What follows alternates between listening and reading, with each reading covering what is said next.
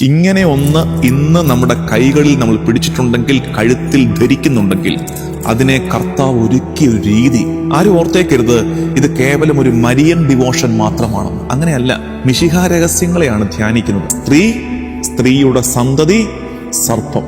ഇവിടെ സ്ത്രീ നിശ്ചയമായും പരിശുദ്ധ കന്യകാമറിയം, സന്തതി അവളിൽ നിന്ന് പിറന്ന ഈശോ മിശിഹ, സർപ്പം പിശാച്. ഇവര് തമ്മിലുള്ള യുദ്ധമാണ്. ഒരു സംശയവും വേണ്ട. പിശാചിനെതിരെ, നാരകീയ ശക്തികൾക്കെതിരെയുള്ള യുദ്ധത്തിൽ നമ്മുടെ ആയുധം പാസ്കൽ മിസ്റ്ററീസ് ആണ്. പാസ്കൽ മിസ്റ്ററീസ്, അതിനകത്തൊരു സംശയവും വരരുത്. ജപമാലയെ ആയുധമാണെന്ന് പറയുമ്പം ഈ മാലയല്ല ആയുധം, അങ്ങനെ വിചാരിക്കരുത്. That will end up in A cult. അതിന്റെ പുറകിലൊന്നുണ്ട്. പാസ്കൽ മിസ്റ്ററീസ്, രക്ഷാകര രഹസ്യങ്ങളിലൂടെയാണ് പിശാച്, നരകം തകർക്കപ്പെടുന്നത്. പാസ്കൽ മിസ്റ്ററീസ് ആണ്. അതിലൂടെയാണ് മരണത്തെ കർത്താവ് പരാജയപ്പെടുത്തിയത്, പിശാചിനെ, അവന്റെ തന്ത്രങ്ങളെ തകർത്തത്. സ്വർഗത്തിന്റെ കവാടങ്ങൾ, അടയ്ക്കപ്പെട്ട പർദീസ നമുക്കായി തുറന്നു തന്നത് എന്ന് മനസ്സിലാക്കുക.